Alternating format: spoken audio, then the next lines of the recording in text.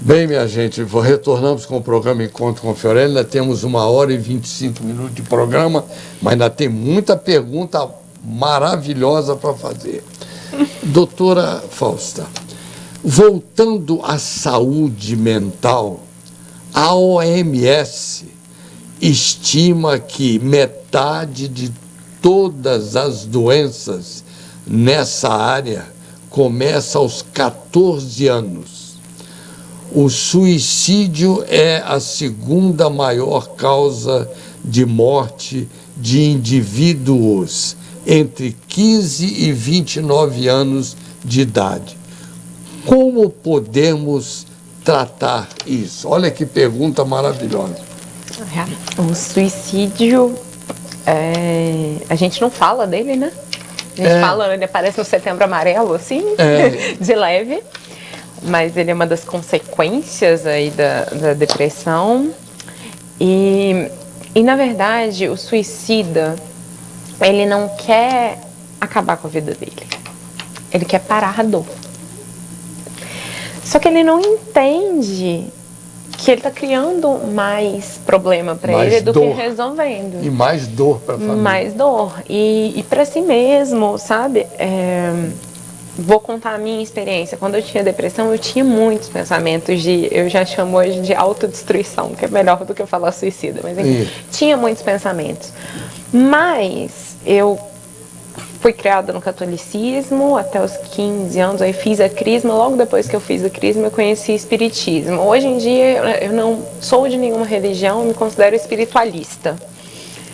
Mas como eu tinha conhecimento espírita, eu sabia que eu ia estar criando mais problema para mim do que solucionando, eu não fiz nada. Mas muita gente não tem esse conhecimento, não tem essa concepção da vida. No raciocínio, né? E aí ela acha só que ela só quer fugir daquela dor, porque é uma dor muito intensa, de fato. É verdade, é verdade. Sabe? E eu acho que nessa faixa etária tem muito a ver também com a gente se comparar. Sabe? Comparar a Mariana Xavier, aquela atriz que fala muito disso, da gente comparar o palco do outro com o nosso backstage, com o nosso ensaio, com os nossos... Então, você pega... Hoje a gente fala das mídias sociais, mas antes era televisão, jornal, enfim. Você olha lá uma vida perfeita que você não tem, e aí você fica se sentindo mal, você fica se sentindo fracassado, você vai se deprimindo, e aí você fixa nessa faixa vibratória e começa esse pensamento a te perturbar o tempo inteiro, porque a gente pensa... E perturba mesmo. E a gente fica repetindo o pensamento, né? Ele fica passando muitas vezes, então fixa. É mesmo, é verdade. E daí a gente se perde um pouco. Eu acho que nessa faixa etária tem muito a ver com isso, da pessoa ainda não estar se descobrindo e tem os tem que para ele mesmo e fica meio perdido. Mas segundo a OMS, 9 em cada 10 casos de suicídio poderiam ser evitados. Então a gente tem que falar disso, sabe? E muitas vezes a pessoa não tem coragem de pedir ajuda, de ir a um psicólogo, de ir a um profissional, a um psiquiatra. Fica ali escondido ali. Fica escondido e vai se isolando cada vez mais. Se isolando cada vez mais, falou bem. Que piora a doença, né? E a gente tem hoje já coisas que podem ajudar a gente. O Centro de Valorização da Vida... Acho que sim. O CVV, eu não sei se você já ouviu falar disso. Ano passado, ele começou a atuar no Brasil inteiro. É só ligar 188. E aí tem uma pessoa para conversar com você sobre isso. Olha só, interessante. Em Juiz de Fora, é numa casa espírita, mas pessoas de qualquer religião ou sem religião podem ligar também. Tem um trabalho muito bonito que chama SOS Preces, na FEAC. O telefone é 32 do DDD, né? 3236-1122. E de 8 da manhã à meia-noite, todo dia, tem gente lá para conversar com você. Então, se você está nessa dor, você pode conversar com essas pessoas sem se identificar, sem contar quem você é e colocar isso para fora, sabe? E foram coisas... O CVV eu nunca usei, na verdade, mas é respeitadíssimo, é um programa maravilhoso. Sem interesse nenhum financeiro. Sem interesse, é uma ONG. E o SOS Preces me ajudou muito, inclusive mudou minha vida, foi o que me tirou da depressão na primeira vez, mas aí depois eu tive eu formei, aí fui trabalhar e foi aquela outra parte que eu te contei no início, que aí eu voltei, porque eu parei de trabalhar lá. E aí a grande vantagem é que eu fui trabalhar e aí eu tinha uma dor muito grande. E quando você vai trabalhar no SOS Preces, você começa a ouvir dores muito maiores. Então a dica para quem está em depressão é sai, vê, conversa com as pessoas, porque daí você vê que você não é o único naquilo. Porque o problema é que a gente acredita que só a gente está se sentindo daquele jeito. Mais ninguém. Parabéns. E tem também a psicologia positiva, que é é um estudo do Dr. Martin Seligman, um americano, e ele fala ele tem as palavras-chave, PERMA, que é do inglês, mas aí ele fala das coisas pra gente trazer o positivo pra vida, porque antes a psicologia tratava só da doença mental. Então, ele propõe da gente trazer a positividade, o positivo. Isso. E aí ele fala que a gente trazendo emoções positivas, a gente está engajado, está envolvido com alguma coisa da comunidade. Melhor ainda do que o próprio remédio. Sim. E os relacionamentos e um sentido, um propósito para a vida e o sentimento de realização. Isso salva a gente. Puxa, que coisa maravilhosa. Poxa. Agora, doutora Fausta, como o hábito de julgar as pessoas pode ser prejudicial? Atenção, olha que pergunta espetacular. O hábito de julgar é... Quem somos nós? Quem somos nós né? Mas a gente tem... Eu não sei se é uma percepção minha porque sou brasileira, mas eu acho que todo mundo julga o tempo todo, mas no Brasil acho que a gente se ocupa muito da vida alheia. Entendeu? Mais do que julgar, a gente se ocupa da vida alheia. É fácil. Olhando os outros com isso, com aquilo. É fácil e na verdade é só uma distração pra gente não se olhar. Olha só, hein? Na verdade é isso, sabe? Mas é muito fácil, é uma coisa... Ano passado eu pedi pro universo, quando começou 2019, gente, eu quero aprender a não julgar. Eu não sei ainda não, mas eu melhorei muito durante esse ano, porque eu me abri e aí as coisas foram aparecendo assim. Eu também não me preocupo com isso de ficar julgando. Porque quando a gente julga o outro, a gente entra naquele campo energético. E os nossos defeitos? Os nossos defeitos, entendeu? E aí a gente se prejudica muito. Como? Energeticamente, fisicamente, em todos os âmbitos. Daí foi meu objetivo para o ano passado, continua sendo para esse ano, julgar cada vez menos, porque está cada um de nós no seu processo, no processo que é mais adequado para a gente evoluir. Isso aí. E muitas vezes tem aquela historinha, né? Você quer saber como que é a vida de fulano lá? Então vai lá, em inglês tem a expressão de calçar os sapatos, né? Calça os sapatos dele, anda o caminho que ele andou e me fala se ia fazer diferente. Mas você tem que andar lá desde o início. Você teve a mesma infância, teve a mesma criação, os mesmos relacionamentos. Isso aí. Porque tudo isso constrói a gente. Isso coopera para dar algum problema futuro. Ou não. Então, é muito fácil a gente sentar e julgar o outro. Mas... Os nossos erros, né? Tá debaixo do tapete. É a gente lembrar de olhar para eles não com culpa, mas com responsabilidade. E ter dignidade de sair fora disso tudo, Sim. Né? E não prejudicar ninguém, nem é como prejudicar também. Para que isso, meu Deus? É aquilo que meu pai falou, meu filho, se você não puder fazer o bem a alguém, nunca jamais faça mal a ninguém. Então pronto. Eu não fazendo mal a ninguém, já estou fazendo muita coisa boa na minha vida. Ajudando. Já estou ajudando. Isso aí é importante. Agora, doutora Fausta, o que exatamente é Theta Healing. Theta Healing, né? Theta Healing. Theta Healing do inglês. Healing, de cura. Como funciona o trabalho de crença e sentimentos? Olha... É a base do Theta Healing, né? o Theta Healing. Theta vem da onda cerebral Theta. E o Healing de cura. Em Theta Healing, a gente faz uma meditação para entrar nessa frequência de onda cerebral Theta, que é a frequência, sabe quando você está quase dormindo, quando você acabou de acordar, que você está meio lá, meio cá, assim? Tá meio naquele soninho, mas não tá dormindo, mas não tá acordado ainda. É aquela faixa de frequência de onda. Então a gente fica naquela frequência e a partir dessa frequência a gente acessa o que a gente chama de sétimo plano da criação. O que é esse sétimo plano? É um plano só de energia, é o plano de Deus. E acessando isso, a gente consegue acessar o campo do outro. Então, se eu for fazer uma sessão de Theta Healing com você, eu vou pedir autorização a você para acessar seu campo. Porque, antes de tudo, e tem que lembrar sempre, livre-arbítrio. Eu não posso invadir seu campo. Na verdade, poder eu posso. Só que a partir do momento que eu faço isso, que eu infrinjo o seu livre-arbítrio, eu estou comprometendo o meu. Porque é uma lei. Então, eu não tenho como quebrar isso. Se eu invadir seu campo, o meu campo vai ser invadido. Olha só. A gente tem que... Isso é muito importante mesmo. A gente tem que saber disso e entender que a gente não pode adentrar na casa do outro, que é o campo dele, sem autorização. Porque senão a gente vai estar agindo no plano físico como um ladrão. Exatamente. Né? Como um invasor.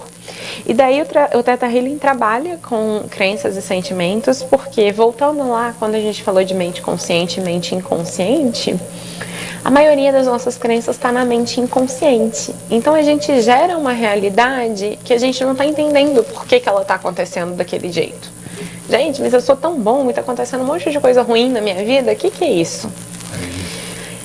E a gente tem crenças que a gente vai criando. Tem as que já vieram do DNA, tem as que a gente tem do inconsciente coletivo, as de nível de alma e as que a gente desde pequenininho foi ouvindo.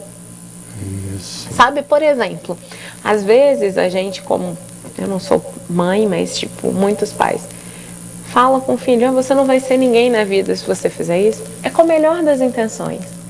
Mas ele ouviu aquilo, e ficou gravado. Gravou e pode ter alguma ressonância negativa. Sim, às vezes ele nem lembra que você falou isso. Só que o inconsciente dele lembra. Então, ele vai... Está gravado lá. Está gravado. E o nosso cérebro é muito esperto. Ele quer sempre que a gente confirme as nossas crenças. Então, se eu tenho uma crença de que, sei lá, todo mundo que vai ao Rio de Janeiro é assaltado, todas as pessoas que eu conheço que forem lá vão voltar me contando um assalto. Ou eu, quando for lá, vou ser assaltada. E é muito impressionante. E não é... É louco isso, né? Porque não obedece à estatística. Exatamente. Entende? Sabe quando você vai comprar um carro novo? Ou quando uma pessoa tá grávida? Sua nora tá grávida. Aí você começa a ver um monte de gente grávida na rua. O nosso inconsciente busca isso. Você comprou um carro novo, você nunca tinha visto aquele modelo rodando na cidade, você começa a ver um monte. E não é que necessariamente aumentou o número de grávidas ou o número de carros daquele modelo. É que o nosso inconsciente vai buscando confirmar as nossas crenças. É verdade. E aí, tem o que a gente chama, que eu aprendi com o Marcelo Felipe, um trainer maravilhoso de PNL, meu mestre, assim, que ele chama de crenças desatualizadas. Essa crença, por exemplo, de você não vai ser ninguém na vida, era uma crença lá de você pequenininho, que foi útil para você resolver estudar. Só que hoje, ela atrapalha a sua vida. Ela ainda está lá rodando. E daí, a gente pega, com o Theta Healing, a gente vai descobrir qual foi a origem dessa crença, de onde ela veio, e a que ela está servindo. Porque a gente tem que entender que tudo, absolutamente tudo, tem ou um ganho ou um aprendizado. Então, se eu tenho uma crença, por exemplo, de que eu nunca vou ser independente financeiramente, e essa crença, eu vou cavando, a gente chama de cavar no Theta Healing, vou cavando e vou descobrindo lá, que é porque eu não tenho uma relação legal com o meu pai, por exemplo, e aí o único laço que eu tenho com ele é o financeiro. Entende? E aí você não consegue ser independente porque você não quer quebrar o laço, você quer pertencer à sua família. Tudo que a gente quer é pertencer, principalmente à nossa família. Exato. E daí, a gente tomando consciência disso, com o Theta Healing a gente já consegue substituir literalmente a crença, porque aí a gente vai lá junto com Deus, joga para Deus fazer o programa, né? A gente chama de programa mesmo. Limpa essa crença, envia para Deus transmutar e traz uma crença de que você é alguém na vida ou de que você vai poder ser independente. E ao mesmo tempo traz essa consciência. Nesse exemplo que eu dei, por exemplo, aí você pega e começa a criar uma relação com seu pai fora do dinheiro. Isso vai te liberando para que você tenha sua independência financeira. Isso aí. Entende? Porque aí a gente tomando a consciência de onde vem, a gente consegue trabalhar isso de outra forma. Exato. E ressignificar, porque às vezes é só não a sua ficar sensação. escravo só daquele começo, daquela coisa. Exatamente, não ficar escravo. E aí o trabalho de sentimento, ele complementa o trabalho de crença, porque às vezes a pessoa, por exemplo, não tem, ela nunca sentiu, nunca soube nas células dela mesmo o que é ser independente financeiramente, ou o que é ser alguém na vida. E aí a gente faz o download, traz de Deus para você a sensação de ser alguém na vida, a sensação de ser alguém que tem independência financeira. Isso. Ensina as nossas células realmente a fazer isso. E é um trabalho muito incrível, muito bonito. Parabéns. Puxa vida, maravilhoso.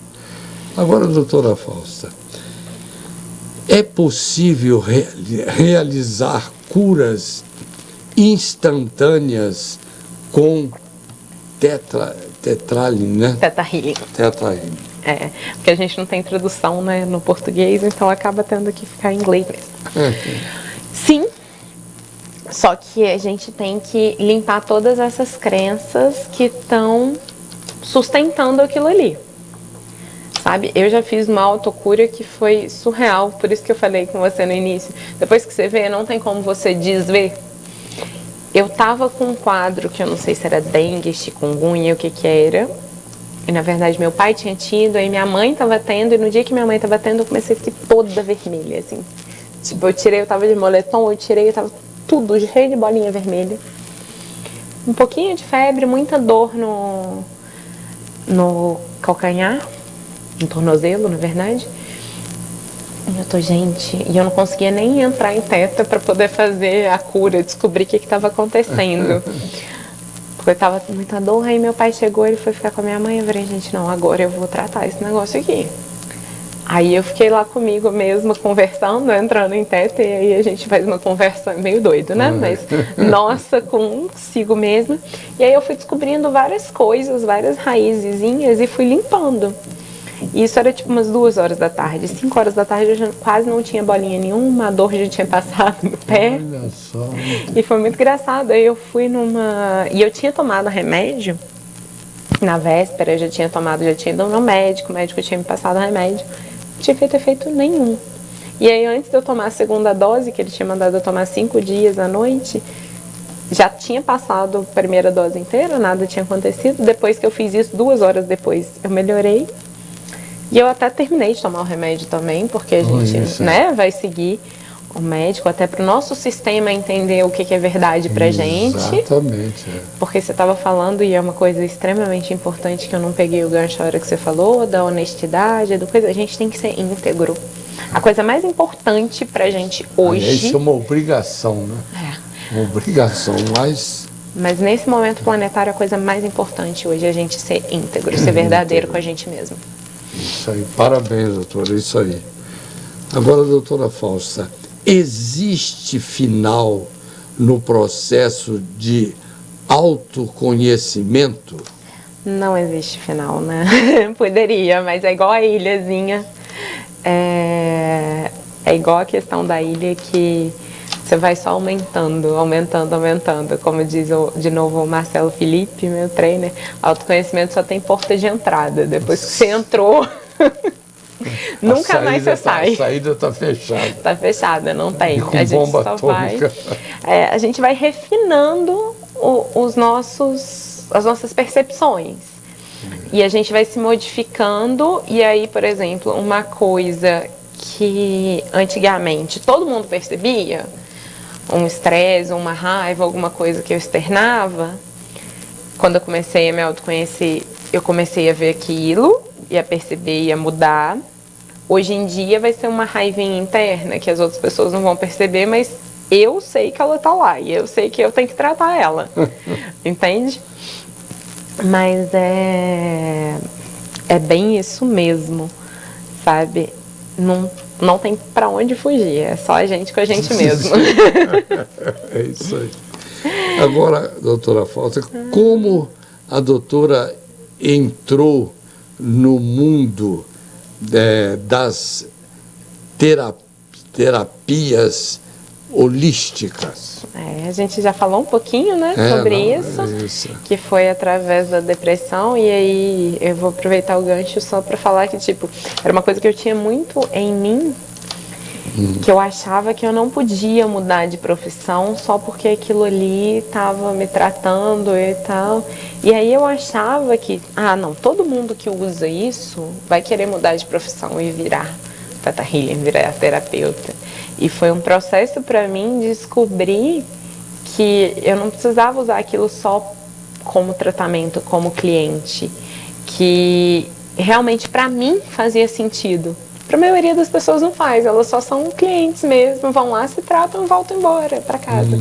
Mas eu ficava muito crítica de mim mesma, de me assumir enquanto terapeuta holística e largar a engenheira que eu já fui um dia para trás. Olha só, que maravilha. Bem, nós vamos pedir ao técnico aí para dar um intervalo, porque nós temos 10 perguntas aqui e 1h58 minutos de programa que vai ter que dar. Então vamos pedir ao técnico um intervalo e voltar rapidamente, por favor.